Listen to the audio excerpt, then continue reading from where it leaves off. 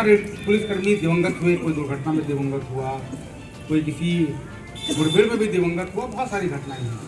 लेकिन जनता की तरफ से, आम लोगों की तरफ से किसी पुलिसकर्मी के लिए श्रद्धांजलि व्यक्त करने का जो पहला आयोजन मुझे लगता है कम से कम इस जनपद के अंदर है। इससे पहले कभी कोई ऐसा आयोजन कम से कम हमारे जनपद में नहीं हुआ जहां पुलिसकर्मियों को आम जनता के द्वारा याद किया गया हो।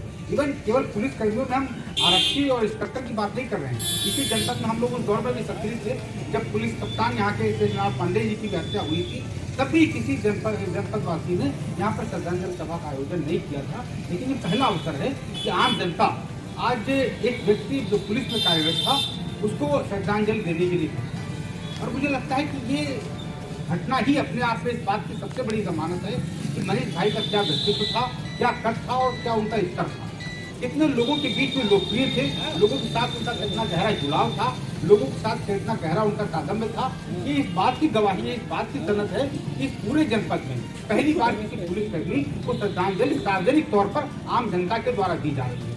मैं ये नहीं कह रहा कि ये केवल चंद्रशेखर जी का मोह है, चंद्रशेखर जी उनके सहपाठी रहे हैं, मित्र रहे हैं, तो केवल चंद्रशेखर का मोह नहीं, चंद्रशेखर के मोह में जो इतने सारे लोग आपको इकट्ठा हो रहे हैं, तमाम लोग आ रहे हैं, जा रहे हैं श्रद्धांजलि सभाओं में। वैसे भी बहुत देर तक लोग नहीं रुकते, लोग आते हैं, श्रद्धांजलि लेकर निकल जाते हैं। लेकिन सबसे लगातार जो आने का लोगों का अनवरत सिलसिला जारी है वो इस बात का है कि जो भी मनीष जी से मिला, एक बार मिल गया, वो हमेशा का उनका होकर के रह गया। ये मनीष जी के व्यक्तित्व की विशेषता है और मुझे लगता है उन सबको श्रद्धांजलि देने के लिए और प्रणाम करने के लिए आप लोग यहाँ पर इकट्ठा हैं। अमूमन हम आप बहुत सारे लोग सरकारी सेवा में होते हैं, लेकिन अक्सर हम लोग देखते हैं कि पुलिस का जो व्यवसाय है, पुलिस का जो कार्य है, वो बहुत थैंकलेस जॉब माना जाता है। यहाँ पर आम लोग, चाहे हम हो चाहे आप हो, एक आम धारणा पुलिस के प्रति बहुत अच्छी नहीं होती। जबकि पुलिस की ट्रेनिंग की बात अगर हम करें, ट्रेनर साहब बैठे भी हैं, तो उसमें जो एब्रीवेशन पुलिस का होता है, उसमें जो सारी चीज़ें पोलाइटनेस, ऑब्जेक्टिवनेस, क्वालिटी, वो जितनी चीज़ें होती हैं, वो सब पुलिसकर्मी को अपने सेवा में जब व्यवहार रूप में काम करता है तो संभाल के रखना बहुत कठिन होता है। लेकिन मुझे लगता है कि मनीष जी की खूबी यही थी, जैसा चंद्रशेखर जी बार बार बता रहे हैं कि वो कैसे एनसीसी के अनुशासित कैडेट थे, किस तरीके से उन्होंने जीवन के अंदर सकारात्मक विचारों को और अपनी प्रेरणा बनाने का काम किया। तो मुझे लगता है उनके सकारात्मक विचार, एनसीसी का उनका जीवन, एक अनुशासन के साथ जुड़ा हुआ उनका पूरा जीवन शैली जो थी, उसने उनको एक अच्छे व्यक्ति के रूप में परिवर्तित करने का काम किया। और बहुत बिरले लोग ऐसे होते हैं जो इस तरीके के अपने जीवन को कर पाते हैं और मनीष जी उसमें सफल हुए, ये एक बहुत बड़ी बात है। वो आपके क्षेत्र में भी, कमलापुर में भी तैनात रहे और जहाँ से मैं आता हूँ सकरन से, वर्तमान में वो वहीं पर तैनात थे। हमारे बिस्वा सर्किल में जितने भी थाने आते हैं, हम लोग अक्सर बैठ करके, चाहे सीओ साहब के बीच हो, चाहे अधिकारियों के बीच हो, जब बैठ के बात करते थे तो हम लोग अक्सर दो इंस्पेक्टर की बहुत बात किया करते थे। एक बिस्वा के इंस्पेक्टर था और एक सकरन के इंस्पेक्टर था। हालांकि वहाँ पर रोसा भी आता है, कमगौर भी आता है, खानगांव भी आता है, कई थाने आते हैं। लेकिन बिस्वा और सकरन दो इंस्पेक्टर्स की विनम्रता, उनकी सहनशीलता, उनका लोगों के साथ व्यवहार, इन सब की जितनी चर्चाएं होती थी, मुझे लगता है कि उसके उदाहरण बहुत कम मिलेंगे। और संयोग देखिए, वो दोनों का ही नाम मनीष है। बिस्वा के इंस्पेक्टर का नाम भी मनीष और सकरन के इंस्पेक्टर साहब जो थे उनका भी नाम मनीष।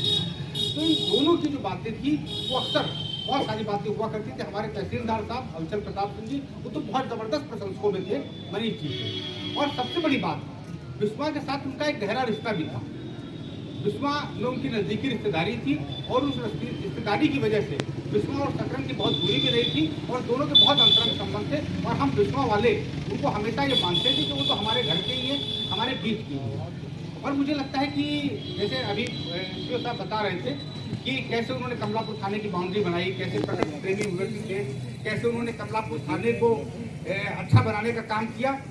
मुझे तमाम इंस्पेक्टर से बीच बीच में मिलने का मौका लगा है और मैंने देखा है कि कुछ लोगों में, जब से तहसीलों में आप देखिए कि आईएसओ प्रमाण पत्र की परंपरा शुरू हुई है।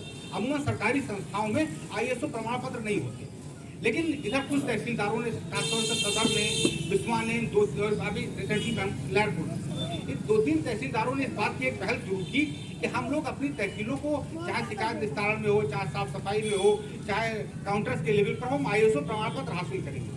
और मुझे लगा कि जिले में 2 थानाध्यक्ष मुझे आज तक ऐसे मिले हैं जो आईएसओ प्रमाण पत्र अपने अपने थानों को हासिल करना चाहते थे और उसमें मनीष जी भी अपने आप में थे। इनका एक लक्ष्य था कि हम इसको आईएसओ प्रमाण पत्र हासिल करा के हम इसको विश्व थाने की तो क्या रखरखाव का मामले को हम इसको स्थापित करके गंगापुर में हाईवे के किनारे का था। बड़ा कठिन काम होता है हाईवे के किनारे जब आप नौकरी करते हैं, बहुत सारा वीआईपी मूवमेंट होता है, वीआईपी मूवमेंट के साथ साथ आपको चलना होता है, बहुत सारे अधिकारियों का सुपरविजन होता रहता है, वो भी बहुत मुश्किल कार्य होता है। लेकिन मुझे लगता है कि गांजर के अंदर सकरन जिस क्षेत्र में वो काम कर रहे थे वो अत्यंत दूर क्षेत्र है, सकरन है जिसको हम लोग गांजर के नाम से बोलते हैं, और वहाँ पर काम करना तो किसी भी तरह से बहुत सहज नहीं था। वहाँ पर काम करने की दुश्वारियाँ बहुत ज़्यादा थी, क्योंकि आप देखें कि वहाँ पर अमूमन गरीब लोग होते हैं, हैंड टू माउथ लोग होते हैं, उनके सबके बीच काम करना अपने आप में बहुत कठिन था। मैंने पिछले दिनों अभी गांजर में बाढ़ आई हुई थी, मैंने मनीष जी को देखा और शायद चंद्रशेखर जी भी जो बात को देखा होगा, जब वो रविवार वहाँ पर खाने में जाते थे, फिर बाढ़ पीड़ितों की मदद को लेकर के मनीष जी लगातार सक्रिय रहते थे। उनके बीच में जाना, उनके दर्द को पहचानना, उनके साथ कार्यक्रम स्थापित करना बहुत कठिन काम था, लेकिन मनीष जी उसको करते थे। और मैंने गांजर में सरकारी ब्रेकों के साथ एक चीज़ बहुत महसूस की है कि गांजर में जब आप नौकरी करते हैं तो गांजर के लोग अपना दिल निकाल के आपके साथ रखते हैं, मतलब कि आप उनकी भावनाओं के साथ, उनके इमोशन के साथ जुड़ जाए। और मनीष जी ने इस चीज़ को महसूस किया था, और मुझे लगता है कि वो गांजर में अधिकारी नहीं, और अधिकारी में भी पुलिस के अधिकारी नहीं, वो गांजर के व्यक्ति बन गए थे, गांजर के लोगों के साथ जीने लगे थे, गांजर उनके अंदर बसने लगा था। तो मुझे लगता है कि हम लोग जो सकरन से ताल्लुक़ रखते हैं, जो विश्वास से ताल्लुक़ रखते हैं, उनके लिए मनीष जगह जाना अपने आप में और दुखद है और पीड़ादायक है। निश्चित रूप से सहसा विश्वास नहीं होता है कि इस तरह की घटनाएं हुई हैं। मनीष जी को बहुत विनम्र श्रद्धांजलि। और मनीष जी ने चंद्रशेखर जी के रूप में हमको एक ऐसा व्यक्ति दिया है कि जो मित्रता की परिभाषा भी जानता है, संबंध को निभाना जानता है, और निश्चित रूप से चंद्रशेखर जी ने एक अच्छे व्यक्ति होने का ही नहीं, एक अच्छे मित्र होने का एक बहुत बड़ा फैसला भी किया है और एक बहुत बड़ा हक भी अदा किया है। मनीष जी जहाँ कहीं हैं, ईश्वर उनको शांति दे, और निश्चित रूप से चंद्रशेखर पर ये जिम्मेदारी होगी कि वो मनीष जी के उन आदर्शों को आगे बढ़ाने का काम करें। उनके परिवार के साथ जहाँ जो कुछ जुड़ा हो सकता है, तो मैं भी शिक्षा विभाग में थोड़ा बहुत काम कर लेता हूँ, तो जहाँ जरूरत होगी उनके परिवार के साथ में हम लोग भी खड़े रहेंगे। लेकिन मुझे लगता है कि हम लोग अब मनीष जी को शिक्षा भी को कहीं ना कहीं चंद्रशेखर में भी देखने का काम करेंगे।